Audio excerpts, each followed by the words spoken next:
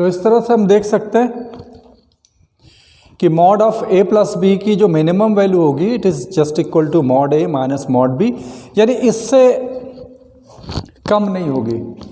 तो यहाँ पे एक बात क्लियर हो गई कि mod of A plus B की जो वैल्यू आएगी, यहाँ पे हम देखें mod of A plus B, ये जो होगा ये mod A plus mod B के बराबर या उससे छोटा, लेकिन mod A minus mod B से बड़ा या उसके बराबर होगा। ये चीज़ हमेशा हम ध्यान दे सकते हैं। तो ये कंडीशन कब होती है? When angle between vector A and vector B is equal to 0 degree, and this condition is applied when angle between vector A and vector B is equal to 180 degree. तो ये दोनों कंडीशन आपको ध्यान देना है। तो vector A plus vector B का mod हमेशा इनके बीच में लाई करेगा। तो ये चीज़ समझ सकते हैं। तो अगर मान लो मैं एक हाइपोथेटिकल क्वेश्चन बनाता हूँ, सपोज यहाँ पे एक वेक्टर है, 1 का मॉड 1 है, 2 का मॉड 2 है और 3 का मॉड 3 है, मान लीजिए। तो यहाँ पे वेक्टर 1 प्लस वेक्टर 2 इसकी जो वैल्यू होगी, मॉड इसकी वैल्यू होगी, वो किसके बीच में लाई करेगी? समझ सकते हैं आप। इट इज़ लेस देन और equal to mod of vector 1 plus mod of vector 2। ये इससे कम रहेगी हमेशा, यानी और ये बड़ी रहेगी mod of vector 2 minus mod of vector 1। Actually यहाँ पे हमने वेक्टर ए और वेक्टर बी लिया है, उससे कोई दिक्कत वाली बात नहीं है। जो ज़्यादा जिसका मॉड होगा उसमें से हम घटा देंगे, कम करेंगे, क्योंकि हम मैग्नीट्यूड में कोई डायरेक्शन की बात नहीं है। तो mod of vector 2 minus mod of vector 1। और इस तरह से अगर हम देखें तो यहाँ पे it becomes mod of vector 1, it is 2 minus 1 and which is mod of vector 1 plus mod of vector 2, it is less than और equal to 1 plus 2। That means mod of vector 1 plus mod of vector 2 is greater than और equal to 1 and lesser than और equal to 3। ये चीज़ होगा। लेकिन अगर हम scalar algebra की बात करें then 1 plus 2 is just equal to 3। तो यहाँ पे दोनों में डिफरेंस आ जाता है। केवल आपने वेक्टर लिया और इसका जो रिजल्टेंट होगा, जो सम होगा, वो ऑर्डिनरी मैथमेटिकल रूल वहाँ पे वायलेट हो जाएगा। तो क्योंकि 1 प्लस 2 को 3 होना चाहिए था, लेकिन अगर हम इसको हाइपोथेटिकली अगर एज्यूम करें कि वेक्टर 1 है, वेक्टर 2 है, तो वेक्टर 1 प्लस वेक्टर 2 की वैल्यू जो होगी वो 3 और 1 के बीच में लाई करेगी। तो इस तरह से हम देख सकते हैं कि वेक्टर में डायरेक्शन भी है और मैग्नीट्यूड भी है। तो इसके लिए और उसके साथ साथ उसका जो एडिशन या सब्ट्रैक्शन है वो एक स्पेशल रूल से होता है, और वो रूल आप जान चुके हैं। पैरेललोग्राम मेथड से हो रहा है एडिशन या सब्ट्रैक्शन, ट्रायंगल मेथड से हो रहा है एडिशन या सब्ट्रैक्शन। तो उस तरह से भी हम बोल सकते हैं। माने अगर हम इसकी डेफिनेशन फिर से बताना चाहें कि वेक्टर क्वांटिटी कैसे डिफाइन करोगे, तो बहुत ही आसान है। Physical quantities which are completely specified by magnitude and direction both, and their addition and subtraction follows or obeys triangle method of vector addition और parallelogram of vector addition। ये आप बोल सकते हैं। उसमें अलग से एक चीज़ जोड़ी जा सकती है, उसमें कोई दिक्कत वाली बात नहीं है। अब इसी में हमने एक कॉन्करेंट वेक्टर्स पढ़ा था। कॉन्करेंट वेक्टर की बात हमने करी थी आपसे। तो ऐसे वेक्टर्स जो एक ही बिंदु पर से जाते हैं, तो ऐसे यहाँ पे एक थ्योरम है जिसको हम बार बार यूज़ करेंगे, जिसका नाम है लामीस थ्योरम। एक्चुअली लामीस थ्योरम जो है वो ज़्यादातर केसेस में मैकेनिक्स में हम कॉन्करेंट फोर्सेस के लिए अप्लाई करते हैं। अगर कोई भी पार्टिकल तीन फोर्स के अंडर में वो इक्विलिब्रियम में है. Suppose if A particle is acted upon by three forces like F1, F2 and F3, and this particle is in rest, or that means it is in equilibrium. And suppose angle between F2 and F3 is alpha, angle between F2 and F1 is beta, angle between F1 and F3 is gamma, and suppose this is a particle O, and these three forces are just acted upon this particle. Then according to Lami's theorem, in the case of equilibrium, this Lami's theorem says F1 upon sine of alpha, it is just equal to F2 upon sine of gamma, it is F3 upon sine of beta. So this is the Lami's theorem. यानी आपने एक force लिया, उसके सामने बाकी दोनों forces के बीच का जो एंगल होगा उसका साइन. यहाँ पे एक्चुअली ये मैं इसको अगर बीटा मानता then F2 upon sine beta, तो यहाँ पे ऐसी कोई बात नहीं है, इसीलिए मैंने इसको चेंज किया कि आपके दिमाग में इस तरह से आ जाए. नहीं तो हम लोग रट लेते हैं, रट्टाफिकेशन हो जाता है. F1 upon sine alpha is equal to F2 upon sine beta is equal to F3 upon sine gamma. तो यहाँ पे अल्फा बीटा गामा डिफरेंट, कोई ऐसी बात नहीं है. F1 के सामने वाला जो एंगल होगा बाकी फोर्सेस के बीच में अल्फा है, F3 के सामने वाला F2 और F1 के बीच में एंगल बीटा है, F2 के सामने वाला F1 और F3 के बीच का एंगल गैमा है, और फिर यहाँ पे हम लामिस थ्योरम यूज़ कर सकते हैं.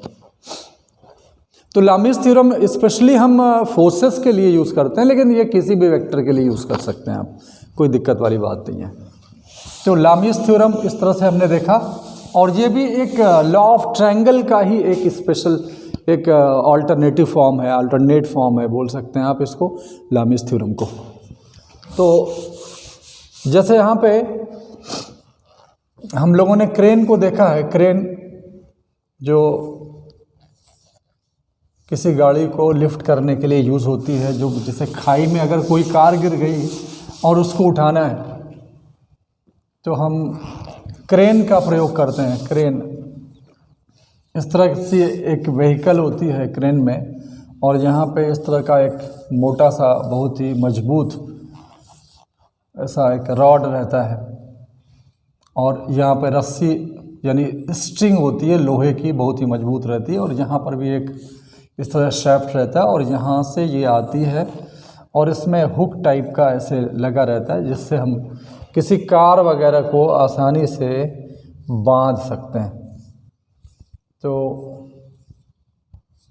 ये आपका इस तरह से क्रेन होती है, तो जिसको जहाँ पे भी हम चाहें पहाड़ पे या कहीं पे भी लेके जा सकते हैं. तो अगर ये देखें तो यहाँ पे ये जो रस्सी होती है ये भी तीन फोर्सेस के अंडर में इक्विलिब्रियम में होता है. अगर मैं इस पॉइंट को O मान लूँ तो यहाँ पर एक रॉड है, जिसको ये वाला जो रॉड है वो इसको पुश कर रहा है, और उसकी नॉर्मल रिएक्शन इधर आती है. Suppose this is normal reaction capital R, और यहाँ पे जो कार का वेट है वो डाउनवर्ड नीचे W, और यहाँ पे रस्सी में जो टेंशन होगा तो होता है कैपिटल T. अब ये पॉइंट O इक्विलिब्रियम में है अंडर थ्री फोर्सेस, तो यहाँ पे भी हम लामिस थ्योरम अप्लाई कर देते हैं. और ये एंगल यहाँ पे जैसा दिख रहा है इट इज सपोज 90 डिग्री, और ये एंगल मान लीजिए थीटा है, देन दिस टॉप ये complete angle it is 90 plus theta. और ये एंगल तो आप निकाल सकते हो 360 माइनस टोटल जोड़ के निकाल दोगे, या इट इज़ 180 माइनस थीटा, ये चीज़ दिख रहा है. तो यहाँ पे tension upon sine 90 degree, Lami's theorem लगा दो. फिर R upon sine 90 plus theta, it is just equal to W weight upon sine 180 degree minus theta, this weight upon sine 180 minus theta. So this is the Lami's theorem which we can apply in the crane system. This Lami's theorem is also applied in the case of bridge. जो बड़े बड़े पुल बनते हैं, bridge बनते हैं, वहाँ पे भी लामीज थ्योरम के हिसाब से हम फोर्सेस को बैलेंस कर लेते हैं।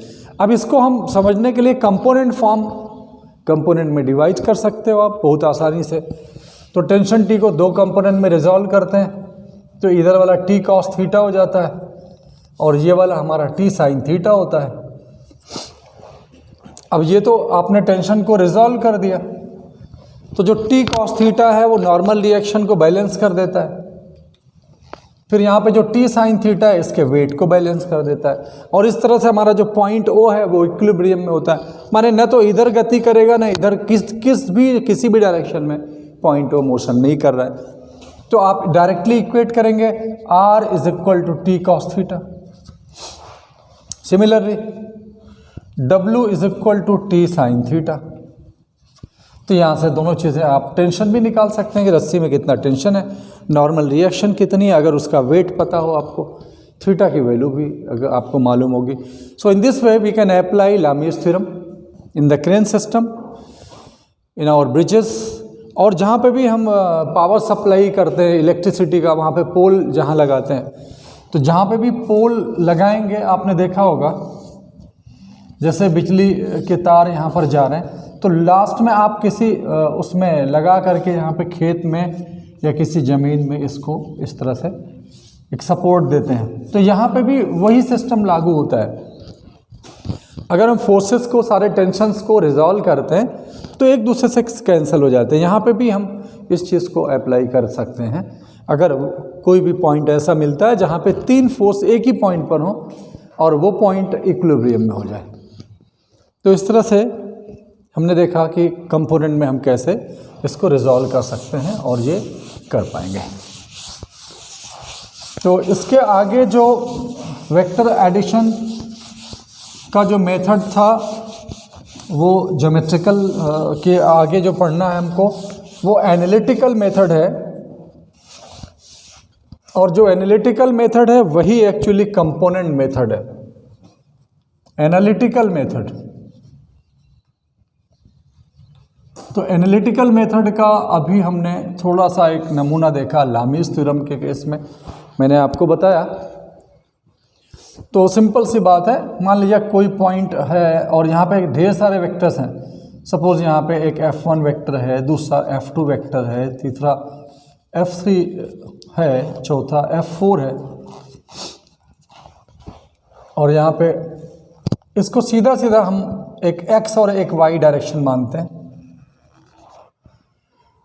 ये हमारा X एक्सिस हो गया, ये Y एक्सिस हो गया, और ज़्यादातर कंडीशन में हम इसको यहाँ पे कॉन्करेंट वेक्टर्स या कॉन्करेंट फोर्सेस में इसको ज़्यादा अप्लाई करेंगे और जल्दी से हमको रिजल्ट मिलता है।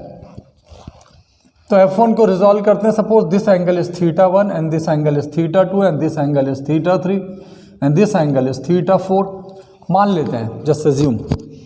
तो यहाँ पे F1 का जो कंपोनेंट आएगा F1 cos थीटा, F2 का आएगा x डायरेक्शन में F2 cos थीटा, F3 का आएगा x डायरेक्शन में F3 cos θ3, F4 का आएगा F4 cos θ4। तो F1 का F1 cos θ1 x component, F2 का F2 cos θ2, F3 का F3 cos θ3, ऐसे इसका भी। तो हम टोटल जो x कंपोनेंट है उसको मैं fx मान लेता हूँ, तो सारे x कंपोनेंट को आप एडअप कर लेते हैं। So we have this F1 cos θ1 plus F2 cos θ2 plus, अब यहाँ पे F3 ये है, ये cos θ3 ये एंगल होगा, जब रिजॉल्व करेंगे तो ये इसकी डायरेक्शन इधर हो सकती है, तो यहाँ पे आप लिख लेना, वैसे भी लिख लीजिए। तो F3 cos θ3, क्योंकि cos θ3 की वैल्यू माइनस में आ जाएगी, यहाँ पे ये ऑब्ट्यूज एंगल हो जाएगा, 90 डिग्री से ज़्यादा हो जाएगा, प्लस F4 cos θ4। इस तरह से हमने Fx निकाल लिया, x कंपोनेंट निकाला, सबको एडअप कर दिया। तो इसी तरह से आप y डायरेक्शन में देखेंगे जो कंपोनेंट होंगे सबके, तो F1 sin θ1 plus F2 sin θ2 plus F3 sin θ3 और फिर F4 sin θ4। इस तरह से हमने सारे फोर्सेस को या सारे वेक्टर्स को हमने एक्स डायरेक्शन में और वाई डायरेक्शन में रिजॉल्व किया, कंपोनेंट निकाल लिया और डायरेक्ट समेशन किया हमने, तो सिग्मा माने समेशन कर दिया। अब इसके बाद जो रिजल्टेंट अगर होगा, मान लेते हैं हमने मान लिया कि इन सभी का रिजल्टेंट एक आर है और ये एक्स एक्सिस से ये थीटा एंगल बनाता है, तो जाहिर सी बात है कि आर का भी दो कंपोनेंट होगा, आर एक्स एक्स डायरेक्शन में और आर वाई। तो यहाँ पे आर एक्स की जो वैल्यू होगी it is just equal to F X, और जो आर वाई की वैल्यू होगी it is just equal to F Y.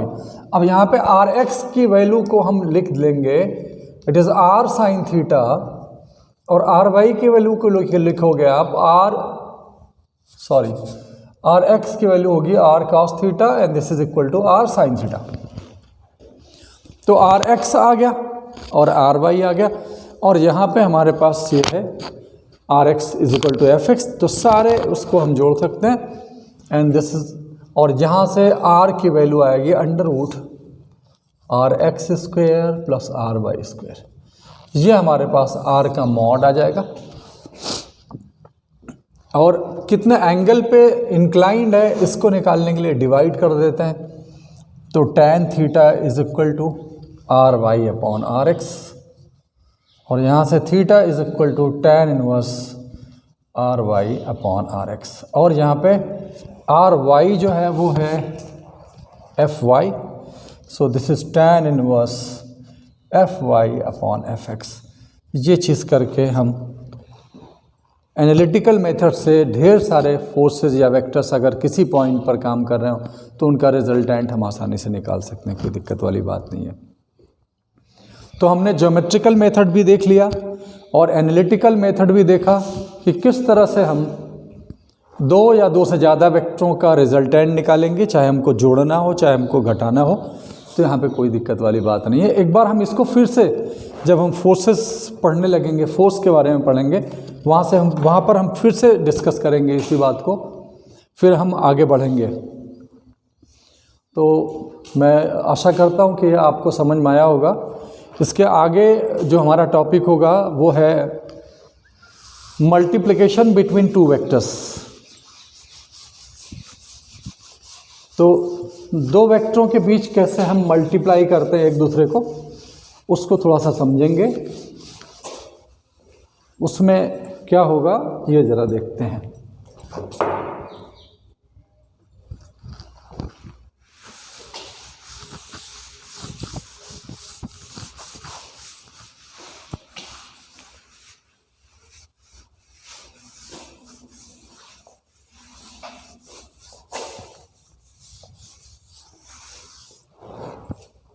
So product of two vectors, दो वेक्टरों के बीच कैसे हम गुणा करते हैं, मल्टीप्लाई करते हैं उनको। तो यहाँ पे फिजिक्स में काम आने वाला दो ही प्रोडक्ट होता है, इसलिए दो ही प्रोडक्ट के बारे में सोचा गया, और वो है पहला जो था वो है स्केलर प्रोडक्ट, जिसको आप बोलते हैं डॉट प्रोडक्ट, भी आप इसका नाम बोलते हैं, it is also known as dot product, and the second one is vector product, या इसी को हम क्रॉस प्रोडक्ट बोलते हैं। तो अभी जो हम प्रोडक्ट देख रहे हैं केवल टू वेक्टर्स के लिए ही देख रहे हैं, इसके आगे भी हम देखेंगे टू से ज़्यादा वेक्टरों का प्रोडक्ट कैसे निकालते हैं। दो से ज़्यादा वेक्टरों के बीच में गुणा करेंगे तो हम क्या करेंगे उसको भी समझेंगे, लेकिन before that we have to study about this scalar product और dot product, and this is called as cross product और वेक्टर प्रोडक्ट। तो डेफिनेशन बहुत ही सिंपल है, कोई बहुत घबराने की बात नहीं है। अगर दो वेक्टरों का इस प्रकार से गुणा करो कि वो स्केलर आ जाए गुणा होने के बाद, उसको स्केलर प्रोडक्ट कहते हैं, सिंपल। अगर हम दो वेक्टरों को इस तरह से गुणा कर दें कि गुणा करने के बाद की जो क्वांटिटी है वो वेक्टर आ जाए, उसको हम वेक्टर प्रोडक्ट या क्रॉस प्रोडक्ट कहेंगे। So if two vectors are multiplied in such a way the product is a scalar quantity, then that process और that is known as a scalar product और dot product. तो dot product को हम यहाँ पे dot से show करते हैं, सो वेक्टर ए और वेक्टर बी का डॉट प्रोडक्ट ऐसे शो होता है A dot B, and its formula is mod A into mod B into cos of angle between two vectors. So A dot B is equal to A mod B cos theta. अभी हम यहाँ पे आते हैं vector product के बारे में. तो वेक्टर प्रोडक्ट हम तब कहेंगे अगर दो वेक्टरों को इस तरह से मल्टीप्लाई कर दो कि जो आने वाला प्रोडक्ट है वो ऐसी फिजिकल क्वांटिटी दे दे कि वो एक वेक्टर क्वांटिटी मिले, तो हम उसको क्रॉस प्रोडक्ट या वेक्टर प्रोडक्ट कहेंगे. तो अभी हम केवल स्केलर प्रोडक्ट पे हम बात कर रहे हैं, फिर उसके बाद उस पर आते हैं उस टॉपिक पे. तो स्केलर प्रोडक्ट क्या है ज़रा इसको देखेंगे, या डॉट प्रोडक्ट किसे कहते हैं आप. तो फिजिक्स में बहुत सारी फिजिकल क्वांटिटीज़ है जहाँ पर दो वेक्टरों को मल्टीप्लाई करने के बाद वो स्केलर मिल जाता है. इसके लिए उसका यूज़ है, उसको हम लोग पढ़ते हैं. देन स्केलर प्रोडक्ट और डॉट प्रोडक्ट. स्केलर प्रोडक्ट तो इसकी डेफिनेशन बताने की ज़रूरत नहीं है, मैंने अभी बता दिया, उसको आप दिमाग में रख सकते हैं. When two vectors are multiplied in such a way so that their product gives a scalar physical quantity. तो यहाँ पे वेक्टर A और वेक्टर B का जो डॉट होगा वो A B cos of theta, ये आप समझ सकते हो.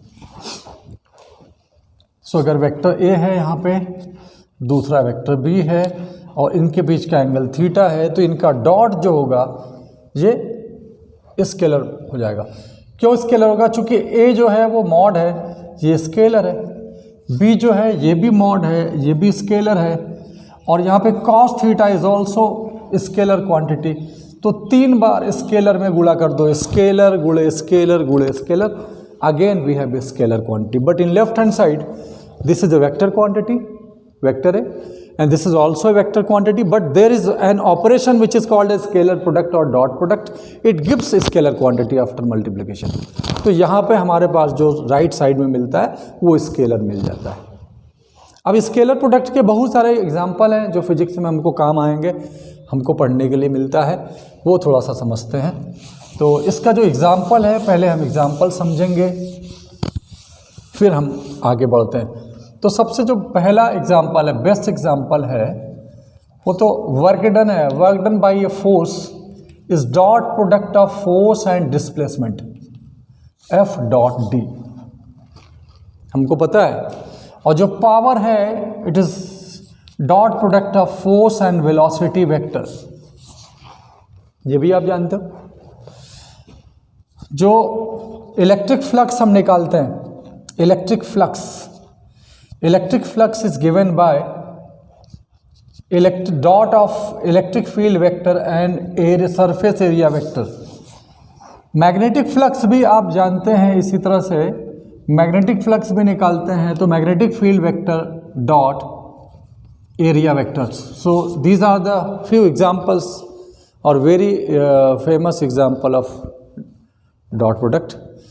तो F dot D, F dot V, E dot D S, D phi M, B dot D S. इसी तरह से अगर हम करंट को देखें, करंट, तो जो करंट होती है it is dot product of current density and area, surface area vector. तो यहाँ पे चूंकि डॉट प्रोडक्ट के बाद करंट मिलती है, इसके लिए करंट को हम स्केलर लेते हैं. This is one more reason behind this current is a scalar quantity. क्योंकि करंट में डायरेक्शन भी है, मैग्नीट्यूड भी है, फिर भी वो स्केलर होती है.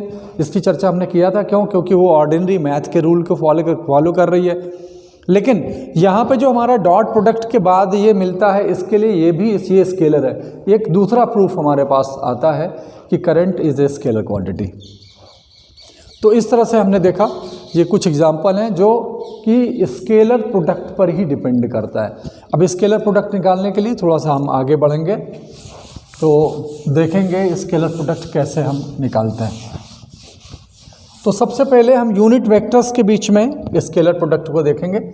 अब जैसे मान लीजिए एक वेक्टर ए है और दूसरा वेक्टर ए है, किसी भी एक ही वेक्टर से दोबारा आपने स्केलर अगर लिया तो इट इज़ वेक्टर ए का मॉड फिर वेक्टर ए का मॉड इनटू दोनों के बीच का एंगल cos 0 डिग्री।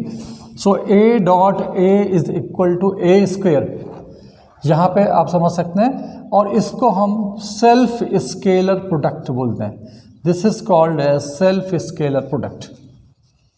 जो सेल्फ स्केलर प्रोडक्ट जो होता है वो वेक्टर के मॉड के स्क्वायर के बराबर होता है। तो किसी भी वेक्टर का मॉड अगर निकालना हो तो its mod is given by under root its self scalar product. ये हमारे पास एक सिंपल टेक्निक होती है जहाँ पे हम इस तरह से डॉट प्रोडक्ट लेके और फिर हम उस वेक्टर का मॉड निकाल सकते हैं। तो जो हमने मैथमेटिकल फॉर्म पढ़ा था लॉ ऑफ पैरेललोग्राम का, इसको हम डायरेक्ट डॉट प्रोडक्ट से भी वही सेम रिजल्ट मिल सकता है। वो कैसे मिलेगा उसको भी हम थोड़ा समझेंगे। तो इस चीज़ को हम आगे कल पढ़ेंगे, आज यहीं तक। सो मैं आशा करूँगा कि आपको ये मेरा लेक्चर समझ में आ रहा है, और थोड़ा सा मेहनत करिए आप लोग। And I am ready to give whatever I know, I will just deliver to you. मैं जो भी जानता हूँ मैं सिखाने का प्रयास करूँगा, क्योंकि मेरा ये है कि एक मोटो है, मेरे गुरु ने मुझे सिखाया था कि गिवर्स गेन, जो देने वाला होता है वही पाता है। तो हम लोग तो भाई टीचर हैं तो हमको देना ही है। So thanks for being with me and watching my lecture.